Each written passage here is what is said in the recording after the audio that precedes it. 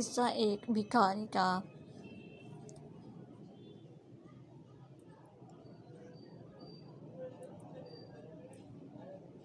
دلی کی جامع مسجد کی سیڑھیوں پر ایک بھکاری بیٹھا کرتا تھا جو مسجد میں آنے والوں سے بھیک مانگا کرتا تھا۔ ایک بار ایک انگریز افسر کا تبادلہ اس جگہ ہوا۔ اس افسر کی بیگم کو تاریخی عمارات اور عبادت گاہیں دیکھنے کا بڑا شوق تھا۔ اسے پتہ چلا کہ یہاں ایک جامع مسجد ہے جو بڑی پرانی ہے۔ اس نے اپنے خاوند سے کہا اور وہ دونوں مسجد کو دیکھ کر جب واپس آئے تو سیڑھیوں پر بیٹھے بھکاری کو دیکھ کر افسر کی بیگم نے اپنا پرس کھولا اور اس میں سے رقم نکال کر فقیر کو دی۔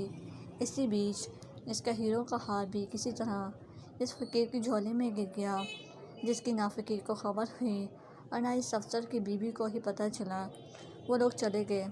جب بھکاری جانے کے لیے اٹھا تو وہ ہار اس کی جھولی سے گرا اور اسے بڑی حیرت ہوئی کہ یہ کہاں سے آیا۔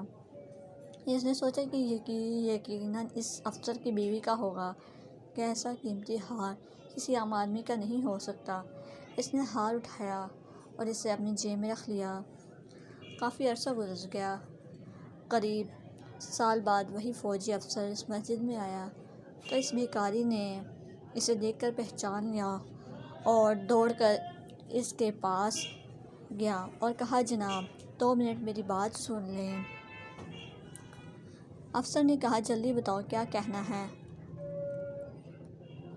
اس نے کہا، زیادہ کچھ نہیں، بس آپ کی ایک امانت میرے پاس ہے۔ وہ افسر حیرانی سے بولا، میری کیسی امانت؟ اس بھکاری نے کہا، شاید آپ کو یاد ہو کہ قریب سال بھر پہلے آپ اپنی بیگم کے ساتھ یہاں آئے تھے اور انہی سیڑھیوں پر بیٹھے ایک بھکاری کو بھیک دیتے ہوئے آپ کی بیگم کا ہار گر گیا تھا۔ وہ میرے پاس امانت ہے آپ کی، وہ لے لیں۔ انگریز افسر بڑا حیران ہوا۔ اس نے کہا کہ تو مانگنے والا ہے اور ہمیں تو پتہ بھی نہ تھا کہ ہار کہاں گم ہوا۔ اگر تو اسے بیچ دیتا تو ایک آسودہ زندگی گزار سکتا تھا، پھر کیا وجہ کہ تو اسے سنبھالے رکھا اور آج مجھے دے رہا ہے۔ بھکاری نے کہا، ٹھیک ہے، میں بھکاری ہوں لیکن اس کے ساتھ ایک مسلمان بھی ہوں۔ تم ایک عیسائی ہو۔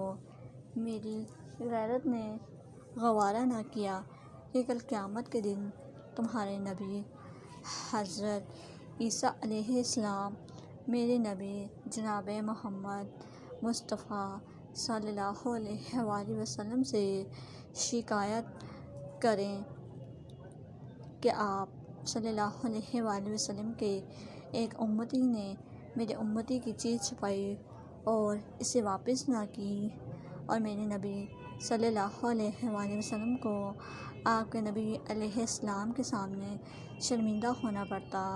اس لیے ہمیں بھی چاہیے کہ اگر کسی کی چیز ہمیں پتہ ہو کہ وہ چیز کس کی ہے تو اسے واپس لوٹا دینی چاہیے، اور اس طرح ہم ثواب بھی حاصل ہوگا اور ہم اپنے رب کے ہاں سرخرو بھی ہو پائیں گے۔